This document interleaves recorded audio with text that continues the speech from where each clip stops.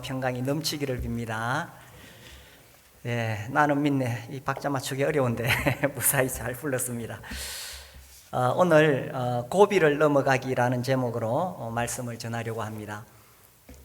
고비의 뜻을 사전에서 찾아보니까 이렇게 되어 있습니다. 어떤 일이 되어 가는 데서 매우 어려운 순간이나 국면, 그러니까 어떤 일이 되어가고 있다는 것입니다. 그래서 그 고비를 싹 넘어가면 되는데 넘어가기가 어려운 순간이나 국면이기 때문에 고비라고 하죠. 우리가 인생 살면서 수많은 고비를 만나게 됩니다. 어떤 일이 되어가고 있기 때문에 넘어가기만 하면 되는데 이게 쉽지 않죠. 그래서 많은 사람들이 여기에서 좌절하고 주저앉고 실패하게 됩니다. 넘어가야 되는데 말이죠. 그래서 어떻게 넘어갈 것인가, 오늘 우리가 다윗의 이야기를 한번 보려고 합니다. 우리 지금 성경 읽기 표에 따라서 또 성경 시대 개관에 따라서 읽고 있습니다. 사사시대 끝나고 이제 통일왕국 시대지요. 통일왕국 시대의 세 왕은 사울, 다윗, 솔로몬이죠. 예, 지금 우리 다윗의 이야기를 보고 있습니다. 다윗이 사울 왕에게 쫓겨서 블레셋에 잠시 망명을 왔습니다.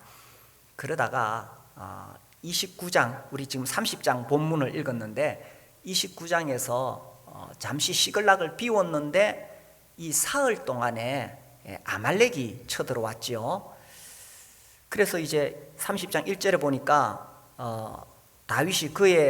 다윗과 그의 사람들이 사흘 만에 시글락에 이른 때에 아말렉 사람들이 이미 네겝과 시글락을 침노하였는데 그들이 시글락을 쳐서 불사르고,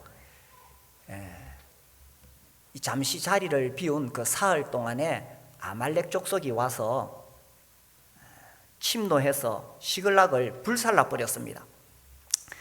이 돌아와 보니까 자기들의 삶의 터전이 다 불살라졌어요.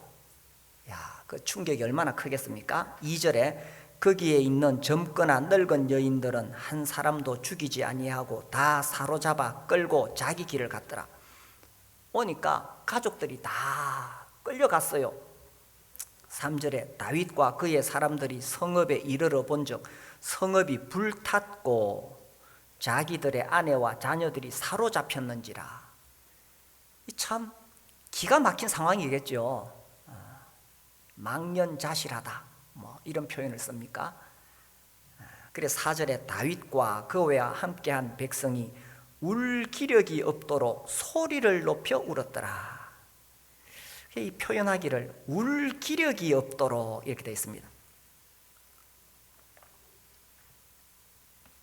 얼마나 많이 울었던지 울 기력이 없도록 그렇게 소리를 높여서 울었던 겁니다. 그렇게 전부 이 고통스러워하고 있는데 누군가 어떤 사람이 이런 말을 했습니다. 아이고, 다윗 믿고 처자식 데리고 여기까지 왔는데 이게 무슨 꼴이냐. 그러니까 또 옆에 있는 사람들이 아이고, 그래 말이야, 다윗 믿고 왔는데, 이러면서 이상한 기류가 막 이렇게 일어나기 시작했습니다. 이게 다 다윗 때문이야. 다윗을 돌로 치자. 이런 분위기가 막 이렇게 일어나기 시작했습니다. 사실 이 다윗도 두 아내가 끌려갔거든요. 5절에 다윗의 두 아내 이스라엘 여인 아히노암과 갈멜 사람 나발의 아내였던 아비가일도 사로잡혔더라. 백성들이 자녀들 때문에 마음이 슬퍼서 다윗을 돌로 치자. 다윗을 돌로 치자 그러는데 그럴 만한 이유가 있습니다. 이 다윗이 이 앞에 27장에 보면은 아말렉을 침노했거든요. 그래서 27장 이 8절에 보면 다윗과 그의 사람들이 올라가서 이 아말렉을 침노했는데 다윗이 그 땅을 쳐서 남녀를 살려두지 아니하고 양과 소와 나귀와 낙타와 의복을 빼앗아 가지고 돌아왔다고 되어 있거든요. 그러니까 그 전에 다윗이 먼저 가서 아말렉을 침노해서 사람들 막 죽이고 또 거기 가축들을 빼앗아 왔거든요. 그러니까 아말렉이 가만히 있을 리가 없죠. 보복을 해야 되는데 이 다윗 장군이 워낙 대단하잖아요. 골리앗을 한 방에 쓰러뜨린 다윗 장군이니 함부로 보복하지 못하고 기회를 엿보고 있었겠죠. 그러다가 들려오는 소문이 다윗이 블레셋 왕과 함께 이스라엘 전쟁터에 나갔다. 절호의 기회가 온 겁니다. 그래서 이제 이 다윗이 없는 사이에 이 아말렉 족속이 와가지고 그들이 살고 있던 시글락을 불사르고 거기 있는 사람들을 끌고 갔던 거예요. 그러니까 이제 이 다윗의 백성들이 생각할 때 이거 다윗 때문이다. 왜 그 아말렉을 침노해가지고 사람들 죽이고 가축대를 빼앗아 왔느냐. 그리고 더군다나 왜 시글락을 비우고 그 아기스 왕을 따라서 같은 동족인 이스라엘과 전쟁하러 갔느냐. 그래서 이 아말렉이 침노했고 우리가 이 꼴을 당한 거다 하는 거죠. 사실 다윗이 잘못한 거 맞습니다. 그렇죠. 다윗이 이런 빌미를 주었던 거죠. 이때 지금 다윗은 어떤 상황이었겠습니까? 다윗도 자기 아내를 잃고 말할 수 없는 슬픔과 고통이 있었을 것입니다. 그런데 사실은 다윗은 또 그것 이상의 고통이 있습니다. 그가 리더로서 이 자기 백성들을 잘 보호하고 지켜야 되는데 지금 돌아와 보니까 그 어린 자녀들하고 아내들이 다 사로잡혀 갔잖아요. 그래서 그가 리더로서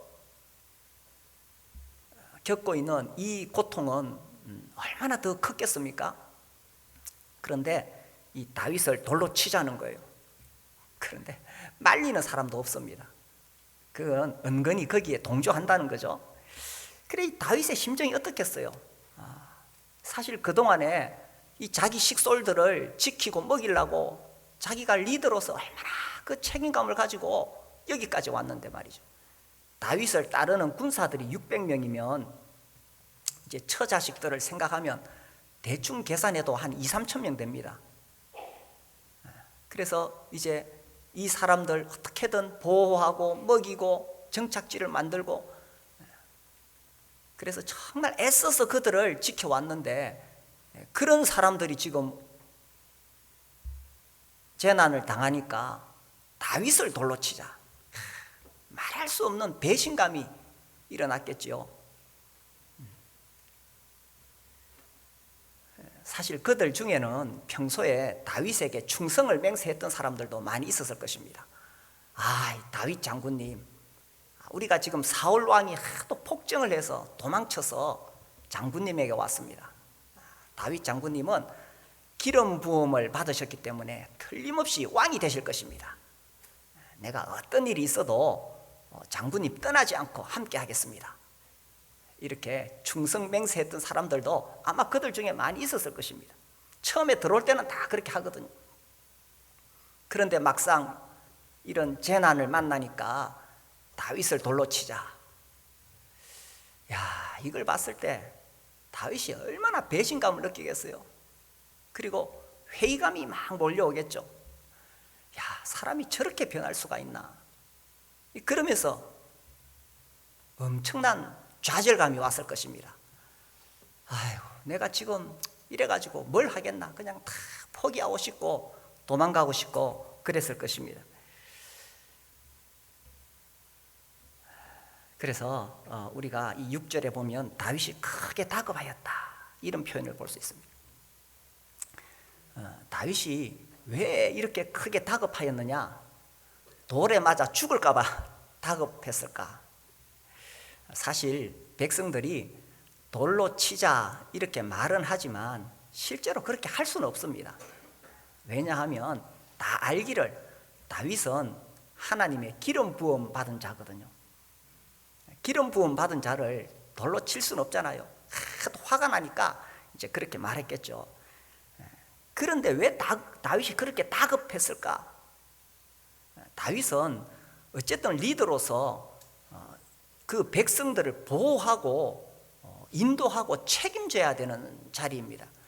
그래서 지금 엄청난 재난이 왔는데 이걸 빨리 수습을 해가지고 어떻게든 해결을 해야 되거든요. 그런데 지금 같이 힘을 모아야 될 백성들이 오히려 돌을 치자 하니까 이 말할 수 없는 이 배신감, 회의감, 좌절감 때문에 이게 다급하게 만든 거예요. 왜 이런 상황이 되었느냐 하는 겁니다. 다윗이 정말 훌륭한 리더로서 잘 이끌어 갔는데 왜 이런 상황이 되었느냐? 그 답이 고린도 후서에 나옵니다. 고린도 후서 2장을 보시면요, 찾아볼까요? 고린도 후서 2장 11절입니다.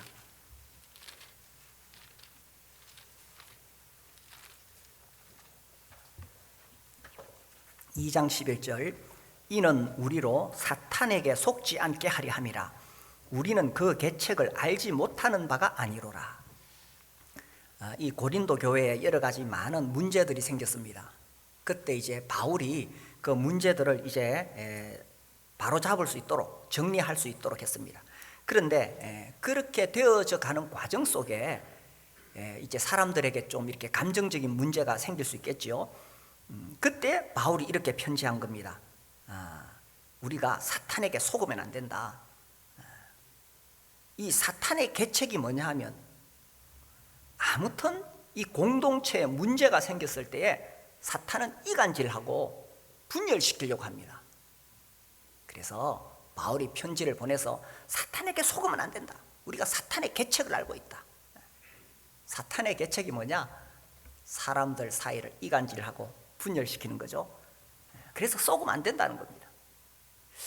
참 이 교회들이요, 정말 건강한 교회들이었는데 이제 어떤 문제가 생겼을 때 그 문제를 잘 해결하지 못하면 그 다음에 사탄이 바로 들어옵니다. 그래서 성도들 사이를 이간질시키고 분열시킵니다. 이게 참 안타까운 일이죠. 참 그렇게 훌륭한 교회, 그렇게 참 건강한 교회라고 칭찬하고 그렇게 했는데도, 그런 교회도 이 문제가 딱 생겼을 때 사탄이 들어오면은 이간질 분열해서 그만 교회가 힘이 빠지게 되고 사람들이 떠나게 되고 복음의 능력을 잃어버리게 되고 결국 교회가 쪼개지게 되고, 이게 사람들이 하는 게 아니고 사탄이 그렇게 하는 거예요. 지금 다윗과 백성들 사이에도 이 사탄이 지금 이간질하는 거예요. 이 기름 부음 받은 다윗을 넘어뜨리려고 특별히 리더를 공격합니다. 리더가 넘어지면은 공동체 전체가 침몰하거든요. 그래서 우리 교회는 지금 그런 어려움이 없지만 우리가 사탄에게 속으면 안 됩니다. 이 다윗은 정말 다 잃어버렸지요. 삶의 터전이 불살라 버려졌고 아내도 잃고. 그런데 다윗에게 사실 그런 거 잃어버린 거 뭐 그것도 힘들기는 하겠지만 그것과 비교도 안 되는 것은 자기를 따르던 사람들이 반기를 든 겁니다.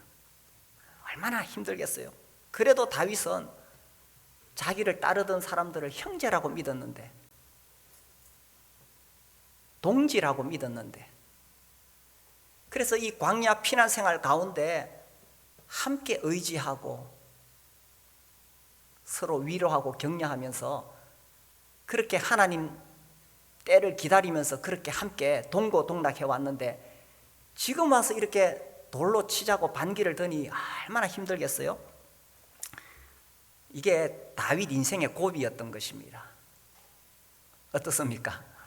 살아오면서 이런 위기를 경험해 본 적이 있습니까? 다 잃어버린 그런 위기요. 여기서 포기하면 그냥 끝이겠지요. 이 위기를 넘어가야 됩니다. 제가 지난번에 한번 그 빅터 프랭클 이야기를 해드렸는데, 이 사람이 이제 유대인으로서 2차 세계대전 때 그 나치에 의해 수용소에 있었습니다. 그래서 정말 거기서 삶과 죽음을 수없이 경험하게 됩니다. 이 사람이 정신의학자죠. 아무튼 대단한 분입니다. 그 프로이드와 또 아들러에 이어서 제3학파 로고테라피 이런 그 정신치료법을 요법을 개발한 사람인데, 제가 이제 그 책을 읽고 나서 다는 기억 못 하는데 기억나는 게 하나 있어요. 이런 이야기를 해요. 네가 삶에 대해서 무언가를 기대하려고 하지 마라. 당신이 삶에 대해서 무언가를 기대하려고 하지 마라. 삶이 당신에게 무엇을 기대하고 있느냐, 이게 중요하다는 겁니다. 이 말이 저 말 같고 저 말이 이 말 같지요. 그러니까 네가 삶에 대해서 기대하지 마라. 무엇을 기대하지 마라. 그렇죠. 삶이 나를 만족시켜 주지 못합니다. 이런 일도 생기고 저런 일도 생기고. 그러니까 삶이, 내가 삶에 대해서 무엇을 기대하지 말라는 겁니다. 반면에 삶이 내게 무엇을 기대하는가, 그래서 내가 살아야 될 이유가 무엇인가를 찾아내라는 거죠. 이제 자기가 수용소에 있을 때에 이렇게 자살을 시도한 사람이 있어요. 그 사람을 만나서 이 이야기를 합니다. 당신이 이제 삶에 대해서 기대하는 게 뭐 있느냐? 아무것도 없다는 거예요. 삶에 대해 기대하는 것이 없기 때문에 자살하려고 하는 거죠. 거꾸로 묻습니다. 그러면 삶이 당신에게 무엇을 기대합니까? 그래, 이 사람이 가만히 생각해 보더니만 여기 잡혀오기 전에 자기 아내도 죽었고 친척들 다 그 유대인 학살에 의해서 다 죽었고, 그런데 자기 자식들이 아직 살아있대요. 그래서 내가 자식들을 돌봐야 되는구나. 나마저 죽으면 누가 내 자식들을 돌보겠느냐. 내가 살아서 이 수용소를 나가야 되겠구나. 삶이 그에게 기대하는 것은 그가 살아서 이 자식들을 돌보는 거죠. 이 프랭클이 그렇게 말합니다. 아무리 절망스러운 상황에서도 도저히 피할 수 없는 운명과 마주쳤을 때에도 삶의 의미를 찾을 수 있다. 어떤 상황에서도 삶이 내게 기대하는 것, 삶의 의미를 찾을 수 있다는 사실을 잊어서는 안 된다. 다윗이 그렇죠, 그죠? 지금 아내도 잃고 삶의 터전도 불살라지고 가장 치명적인 것은 자기를 따르던 사람들이 반기를 든 겁니다. 정말 이 산다는 게 뭘까? 회의감이 막 몰려오고 좌절감이 왔겠죠. 그러나 삶이 그에게 기대하는 게 있었습니다. 다윗은 자기 아내들을 찾아와야 되잖아요. 그리고 어쨌든 자기가 리더인데 거기 있는 사람들을 책임져야 되잖아요. 그러면 그 빼앗겼던 가족들을 다시 찾아오는 게, 그게 지금 삶이 다윗에게 기대하는 거 아닙니까? 그러니까 다윗이 아무리 좌절스러운 상황이라 할지라도 그가 해야 할 일이 있었다는 것입니다. 그래서 어쨌든 정신을 차리고 이 고비를 넘어가야 되는 거죠. 그런데 이 고비를 어떻게 넘어갈 거냐 하는 겁니다. 이렇게 어렵고 힘든 상황을 6절 중반에 보시면요, 다윗이 크게 다급하였으나, 그 다음 같이 읽어봅시다. 시작. 그의 하나님 여호와를 힘입고 용기를 얻었더라. 이 말씀을 제가 전하고 싶어서 오늘 본문을 택했습니다. 여호와를 힘입고 용기를 얻었더라. 이게 무슨 말일까? 제가 이렇게 좀 자료를 찾아보니까 여호와를 힘입고 하는 의미는 여호와 안에서, 그런 뜻을 가지고 있습니다. 영어 성경에도 그렇게 되어 있더라고요. 히브리어 자체가 여호와 안에서, 하나님 안에서 용기를 얻었더라라는 것은 스스로 힘을 내었더라. 여호와 안에서 힘을 발견했다, 그런 뜻입니다. 지금 정말 자기가 기대할 수 있는 사람은 아무도 없습니다. 자기가 기댈 수 있는 환경도 하나도 없습니다. 다 잃어버렸는데, 그런 상황에서도 하나님은 그와 함께 하시잖아요. 그래서 다윗이 여호와 안에서, 여호와를 힘입고 여호와 안에서 힘을 내었던 것입니다. 거기서 용기를 찾아냈던 것입니다. 오늘 이 말씀을 정말 가슴 깊이 새길 수 있으면 좋겠습니다. 그래서 살다가 정말 위기의 순간, 정말 어렵고 힘들 때에 가슴 속에 새겨둔 이 말씀이 그냥 확 이렇게 살아났으면 좋겠습니다. 저도 참 어리고 힘든 그런 때가 있었는데 이 말씀이 막 안에서 막 살아나더라고요. 다윗이 크게 다급하였으나 그의 하나님 여호와를 힘입고 용기를 얻었더라. 다윗이 크게 다급하였으나, 언제 정말 우리가 여호와를 힘입어야 되느냐? 아무 일 없이 문제가 잘 풀어질 때가 아니라 크게 다급하였을 때. 다윗이 크게 다급하였으나 그때 여호와를 힘입었다는 거죠. 이 자리에 다윗이 오기까지 얼마나 죽을 고생을 했어요. 사울이 창을 던져서 그렇게 창에 박힐 만큼 그런 고비고비들 넘겼지요. 그리고 또 이 블레셋 왕 앞에서 살아나려고 미친 척하기도 했습니다.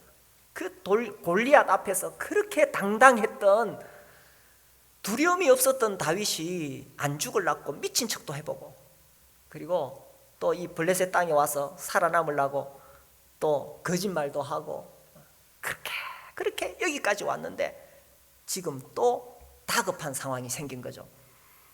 그래서 그때 다윗이 어떻게 했느냐 하는 것입니다. 우리가 인생을 살다 보면 크게 다급한 순간들이 참 많이 생기지요.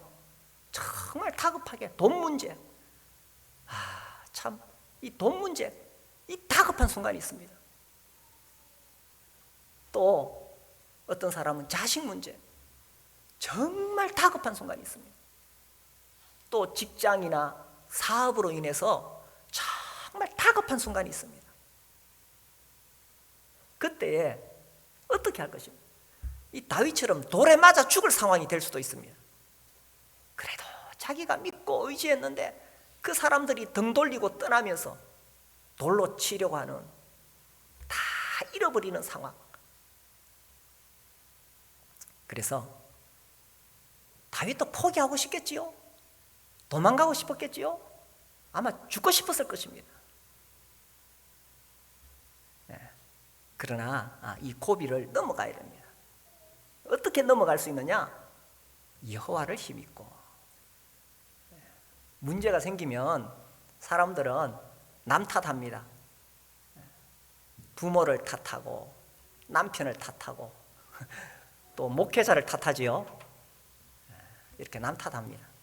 그런데 그렇게 해가지고는 문제가 해결이 안 됩니다. 함께 이 고비를 넘어가야 되겠죠. 어떻게 이 고비를 넘어갈 수 있느냐? 여호와를 힘입고, 여호와를 힘입고. 우리가 지난주에 이제 성경 읽기표에 따라 쭉 읽었는데 시편 118편을 읽었습니다. 시편 118편에 보시면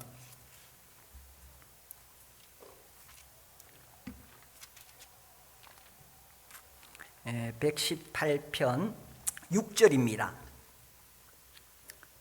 찾으신 분 같이 읽어볼까요? 118편 6절 시작. 여호와는 내 편이시라. 내가 두려워하지 아니하리니 사람이 내게 어찌할까. 여호와는 내 편이시라. 왜 하나님이 내 편이십니까? 내가 잘해서, 내가 잘나서, 내가 하나님께 공로를 쌓아서, 우리가 뭐 하나님 앞에 그렇게 내세울 만한 게 뭐가 있겠어요? 그렇지만 하나님이 이 다급한 순간에 내 편이 되어 주신다는 겁니다. 이런 거예요. 그죠? 우리 자식들 키워보면 자식들이 막 속썩이고 애먹일 때에 밉죠. 그죠? 그래도 부모는 자식 편입니다. 정말 내 자식이 돌 맞아 죽을 상황이 됐다. 누구 편 들겠어요? 부모는 철저하게 자식 편 듭니다. 다윗이 지금 돌 맞아 죽을 상황인데 하나님 누구 편 드시겠어요? 뭐 물론 다윗이 잘못했죠. 실책을 하니까 이런 상황이 생겼지만, 그래서 내가 비록 부족하고 잘못한 게 많을지라도 다급한 순간에 하나님 찾으면 하나님이 내 편이 되어 주신다는 겁니다.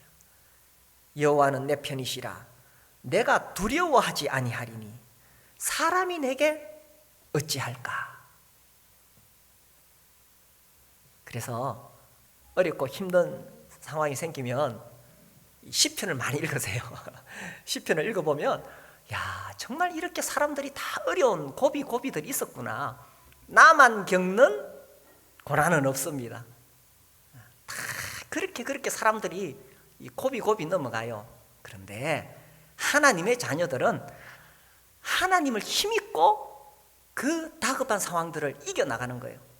그래서 시편을 읽어보면 야, 정말 나하고 똑같은 상황이네. 위로가 됩니다. 어렵고 힘들 때 시편을 계속 이렇게 읽어보세요. 여호와는 내 편이시라 내가 두려워하지 아니하리니 사람이 내게 어찌할까.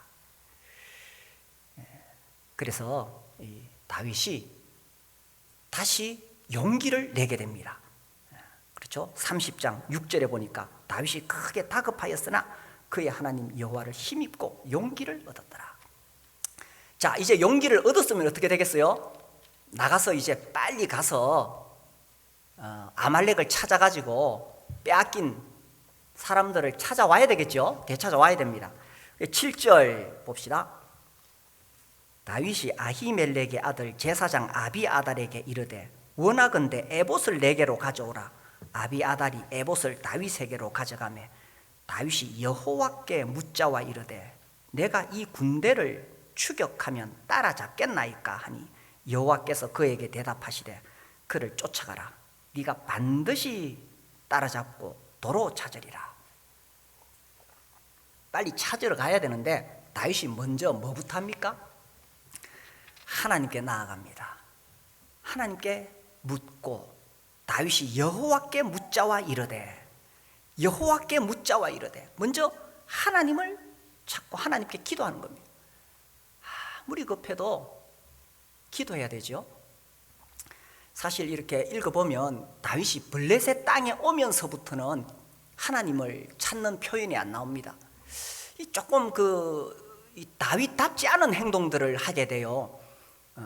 그 전에만 해도 다윗이 항상 여호와께 물었었고 정말 그 믿음으로 갔고, 그죠? 골리앗을 쓰러뜨린 이후에 정말 그 하나님의 사람, 믿음의 사람답게 그렇게 행동했었습니다. 그런데 블레셋 땅으로 오면서부터는 하나님을 찾지 않고 오히려 블레셋 왕의 눈치를 봅니다. 하나님의 보호를 받으려고 하지 않고 블레셋 왕의 보호를 받으려고 하면서 막 거짓말도 하고, 심지어 블레셋 왕을 따라서 이스라엘하고 전쟁하러 나가거든요. 이 정말 다윗답지 않은 행동이잖아요. 사실은 다윗이 하나님이 주신 땅, 약속의 땅을 떠나서 이 블레셋 땅으로 내려온 그부터가 문제입니다. 그때 내려올 때 하나님께 묻지 않았거든요. 하나님께 물으면 가지 말라고 하실까 봐 그랬는지 모르죠. 그가 피신할 때 모압 땅에 잠시 갔을 때에도 선지자 갓을 보내서 하나님께서 여기 머물지 말고 올라가라 그러거든요. 가나안 땅으로. 그래서요, 하나님의 사람들이 어려운 문제 생긴다고 교회를 떠나서 세상으로 가면 안 돼요. 그리로 가는 순간부터 계속 인간적인 방법들을 계속 쓰거든. 그러다가 여기 시글락이 완전히 불타버리는 이런 재난을 만나게 되는 겁니다. 그래서 이 다윗이 블레셋 땅에 가면서부터 하나님께 묻지도 않고 갔고, 그때부터는 계속 인간적인 방법을 쓰다가 이제 다 잃어버렸잖아요. 그러니까 이제는 진짜 의지할 사람이 없어요. 의지할 데가 없어요. 그래서 진짜 부서지고 깨어진 마음으로 하나님께 가는 겁니다. 사람이 언제 진짜 하나님 앞에 진실하게 엎드리느냐, 이럴 때죠, 그죠? 다 불타버리고 사람도 떠나버리고. 다윗이 큰 깨달음을 얻지 않았겠어요? 자기에게 충성맹세하던 사람들, 물론 그 사람들 다윗에게 여전히 소중한 사람들입니다. 그런데 그가 알았던 게 뭐냐? 그들도 감정 상하면 배신한다는 겁니다. 사울을 피해서 자기에게 왔지만은 그들도 감정 상하면 배신할 수 있다는 겁니다. 그렇게 형제라고 믿었는데, 동지라고 믿었는데 사람은 한계가 있다는 거죠. 형제도 떠나고 동지도 떠나고. 그런데 오히려 사람들이 다 떠났기 때문에 다윗은 이제 정말 하나님만 의지할 수 있구나. 그래서 이런 시련을 통해서 이 다윗의 믿음이 정말 하나님만 의지하는 믿음으로 성장하지 않았겠어요? 그래서 이제는 정신을 차리고 나니까 아말렉 쫓아가기 전에 이렇게 하나님께 먼저 물었던 겁니다. 기도했던 겁니다. 하나님 어떻게 할까요? 기도하니까 하나님의 응답이 뭡니까? 그를 쫓아가라. 네가 반드시 따라잡고 도로 찾으리라. 우리가 하나님께 나아가서 기도하면 하나님 우리에게 힘을 주시고 우리를 위로하시고 우리에게 용기를 주십니다. 그를 쫓아가라. 이 하나님의 음성을 들었을 때 다윗이 얼마나 힘이 났겠어요? 네가 반드시 따라잡고 도로 찾으리라. 그래서 9절에 이에 다윗과 또 그와 함께한 600명이 가서 브솔 시내에 이르러 뒤떨어진 자를 거기 머물게 했으되 곧 피곤하여 브솔 시내를 건너지 못하는 200명을 머물게 했고 다윗은 400명을 거느리고 쫓아가니라. 이 다윗의 용사들이 600명인데 사실 그 전에 3일 동안 아주 강행군을 했어요. 그 블레셋 왕을 따라서 전쟁터에 나갔다가 돌아와서 울 기력이 없도록 울었고 온몸에 진이 다 빠져나갔잖아요. 그러니 도저히 200명은 따라갈 수가 없어.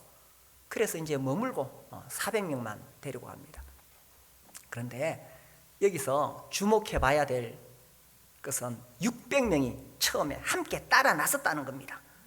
9절에 이에 다윗과 또 그와 함께한 600명이 따라 나섰다는 거예요. 이게 무슨 말이냐 하면은 그래 울고 불고 다윗을 돌로 치자. 정말 이거 막 엄청난 지금 반란이 일어났잖아요. 그런데 다윗이 여호와를 힘입고 용기를 내고 하나님께 기도하니까 이 사람들이 다윗을 돌로 치자 하던 사람들이 다시 하나가 된 것입니다. 다시 하나가 된 거예요. 이 다윗이 너무 어렵고 힘들어가지고 거기서 좌절하고 포기했으면 그냥 다 흩어지고 말았겠죠. 리더가 없으면 다 흩어지고 끝나는 겁니다. 그러나 이 사실을 다윗이 알았던 거죠. 리더에게는 항상 사명이 있습니다. 그리고 사명감이 있습니다. 어떻게든 자기를 따르던 사람들을 보호하고 지키고 그들을 인도해야 될 그런 책임, 그런 사명감이 있는 거죠. 다윗이 여기서 무너지면 안 돼요. 그러려면 비록 그들이 자기를 향해서 돌로 치려고 할지라도 그 배신감을 이겨내야 됩니다. 그 회의감을 이겨내야 됩니다. 그 좌절감을 딛고 일어서야 됩니다. 그래서 어떤 분야에서든지 리더는 이 상처를 어떻게든 극복해 나가야 됩니다. 그리고 다윗이 이렇게 그 아픔을, 그 말할 수 없는 그 돌로 치겠다는 그 말할 수 없는 아픔을 이겨냈을 때에 이제 그들 모두를 다시 하나로 모을 수가 있었던 거죠. 그래서 이 600명이 다시 하나가 되어서 이제 다윗과 함께 찾아가는 겁니다. 자, 그런데 문제는 이 넓은 광야에서 아말렉을 어떻게 찾아내느냐 하는 것입니다. 이 사람들은 어떤 일정한 거처가 있는 게 아니라 약탈하면서 여기저기 다니는 유랑민족이거든요. 그런데 이 11절에 보세요. 11절 무리가 들에서 애굽 사람 하나를 만나 그를 다윗에게로 데려다가 떡을 주어 먹게 하며 물을 마시게 하고, 이 참 놀라운 하나님의 비밀 병기입니다. 다윗이 이제 용기를 내서 하나님께 기도하니까 하나님은 벌써 미리 다윗이 길을 찾아갈 수 있도록 다 예비해 두셨는 거예요. 이 애굽 소년, 이 애굽 소년이 아말렉 사람의 종이었거든요. 그런데 사흘 전에 병이 들어가지고 이 주인이 갖다 버렸는 거야. 아말렉 사람들 참 독하지요. 병 들었다고 종을 갖다 버리다니. 그런데 이게 하나님의 비밀 병기가 된 거예요. 그래 사흘 밤낮을 먹지도 못하고 쓰러져 있는 이 소년을 다윗이 발견하고 그를 이제 먹을 것을 주고 살려주니까 이 소년이 술술술술 다 불어요. 내가 아말렉 종이었는데 우리가 그 시글락을 침노했다. 그 다윗이 묻죠. 그 아말렉이 네 어디로 갔는지 아느냐? 그러니까 이 소년이 알지요. 내 생명만 보장해 준다면 내가 깔 수 있습니다. 그래가지고 이제 다윗이 그 애굽 소년을 따라가서 아말렉을 쳤던 겁니다. 골리앗을 쳐서 무너뜨렸던 이 다윗이잖아요. 그리고 지금 정말 암코미 새끼를 빼앗긴 것처럼 분노해 있는 이 400명의 용사들이죠. 비록 그 아말렉 족속이 수천 명이라 할지라도 두려움이 없는 거예요 이제. 그래가지고 공격해서 이기는 겁니다. 그래서 보세요 18절 다윗이 아말렉 사람들이 빼앗아 갔던 뭡니까? 모든 것을 도로찾고 그의 두 아내를 구원하였고 그들이 약탈하였던 것 곧 무리의 자녀들이나 빼앗겼던 것은 크고 작은 것을 막론하고 아무것도 잃은 것이 없이 모두 다윗이 도로 찾아왔고 다윗이 또 양떼와 소떼를 다 되찾았더니 무리가 그 가축들을 앞에 몰고 가며 이르되 이는 다윗의 전리품이라 하였더라. 이 다윗이 가서 자기가 잃어버렸던 모든 것을 되찾았을 뿐만 아니라 전리품까지 엄청나게 많은 것을 얻어서 돌아오게 됩니다. 이 시글락의 상황은 다윗의 정말 고비였죠. 거기서 이 고비를 넘어가야 되는데, 그죠? 우리도 살다가 정말 다 잃어버렸다고 생각되는 그런 상황들을 경험할 수 있습니다. 거기서 좌절하고 포기하면 다 잃어버린 상태로 그냥 그렇게 끝나는 거예요. 그러나 다 잃어버렸지만 그래도 우리가 붙잡을 수 있는 게 있잖아요. 우리가 힘을 낼 수 있는 게 있잖아요. 여호와를 힘입고 용기를 얻었더라. 우리가 살면서 중요한 고비들 넘어갑니다. 가정에서 큰 고비가 올 수도 있고 직장에서도 교회에서도 큰 고비가 올 수 있습니다. 그런데 내가 그 고비를 넘어가면 돼요. 이 고비라는 말 자체가 어떤 일이 되어가는 데서 어떤 일이 되어가고 있거든요. 다윗이 그 고비를 딱 넘어가니까 하나님이 살 길을 벌써 예비해 두셨잖아요. 그 아말렉 종이었던 애굽 소년을 벌써 준비해 주셨잖아요. 그래서 이 고비를 넘어가면 하나님이 살 길을 열어두시는 겁니다. 그리고 곧이어서 우리가 사무엘상 끝나고 바로 사무엘 하죠. 다윗이 왕이 되는 겁니다. 만약 시글락 불탔다고 거기서 주저앉았다면 거기서 다 끝이 났겠지요. 그런데 그 고비를 넘어가니까 유다의 왕이 되는 겁니다. 영화를 보면 영화가 수없이 많은 장면들이 막 이렇게 나오는데 사실은 정말 그 감독이 전하고자 하는 메시지는 영화를 끝까지 다 봐야 할 수 있어요. 그죠? 중간에 요만큼 보고 아이고 이제 그만 봐야지 그러면 그 감독의 메시지를 알 수가 없습니다. 끝까지 다 봐야 돼요. 우리 인생도 마찬가지겠죠? 이 다윗의 이 이야기도 이 고비를 넘어가서 사무엘 하러 들어가야 돼요. 그럼 하나님이 유다 왕 삼으려고 하셨구나. 끝까지 봐야 되는 거예요. 그래서 이 고비를 넘어가는 것이 중요합니다. 그런데 어떻게 넘어갈 것이냐? 다 잃어버려도 우리가 붙잡을 수 있는 게 있습니다. 다 잃어버려도 힘입을 수 있는 게 있습니다. 다윗이 크게 다급하였으나 여호와를 힘입고 용기를 내었더라. 그래서 인생의 고비마다 여호와를 힘입고 용기를 내서 그 고비를 잘 넘어가실 수 있게 되기를 바랍니다.